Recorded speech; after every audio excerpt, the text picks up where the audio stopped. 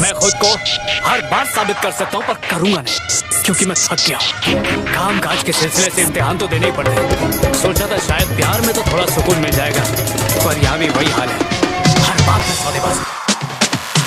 DJ चंदन राज, DJ चंदन राज, DJ चंदन राज, DJ चंदन राज। सुरकालिया, सुरकालिया, सुरकालिया, सुरकालिया।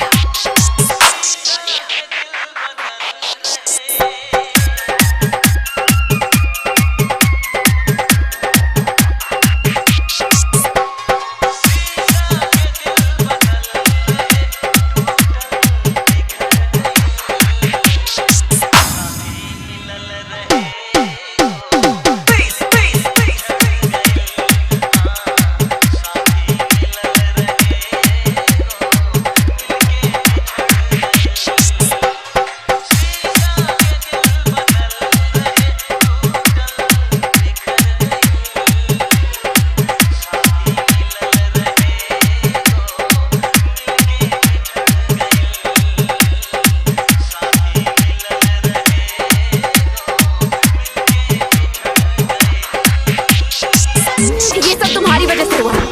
मुझे उंगली दिखाने से पहले अपने आप को पहचानो। तुम अपने आप को समझती क्या? हाँ? तुम्हें लगता है तुम दुनिया की सबसे खूबसूरत लड़की हो, आसमान से आई कोई परी हो क्या? तुम कुछ नहीं हो, बस एक ऑर्डिनरी लड़की हो और कुछ नहीं।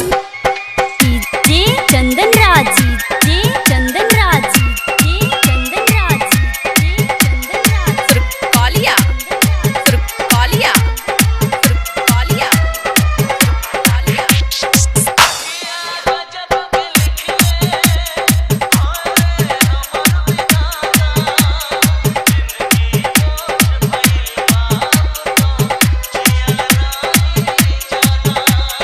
सच्चा प्यार वो होता है जब हम एक दूसरे पे आंख बंद करके भरोसा करते हैं। अगर तुम लड़कियों को प्यार साबित करने के लिए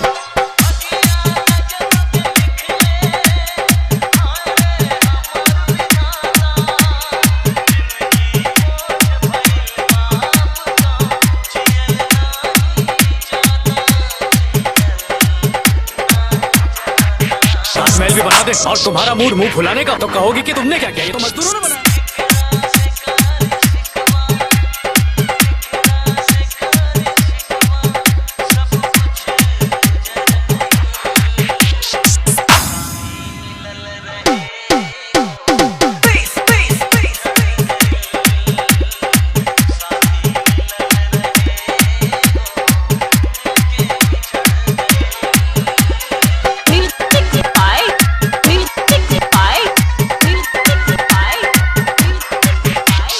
मेरे दिल में जो दर्द है ना, उसे मैं बोल के नहीं बता सकता, इसलिए जख्मों के जरिए बता रहा हूँ तुम्हें।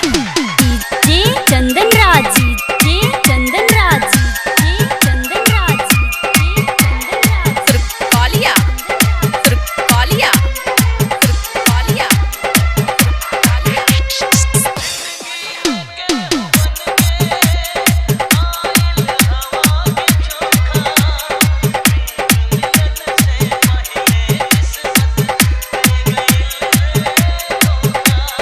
प्यार में सौदा करने की आदत होगी, जान ले समझे समझे से खरी होगी।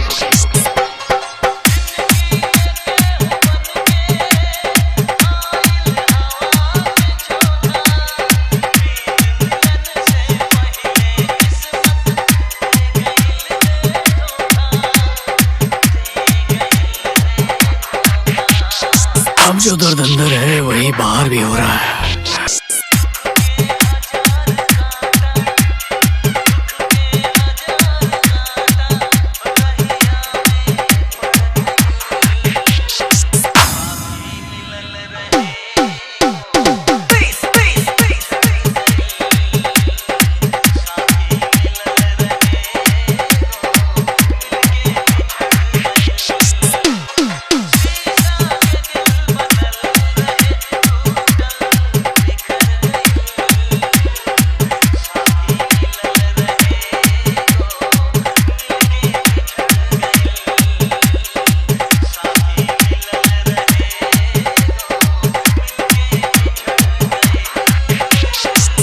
जिंदगी भर लड़कियों से दूर भागता रहा और जिसके करीब जाना चाहा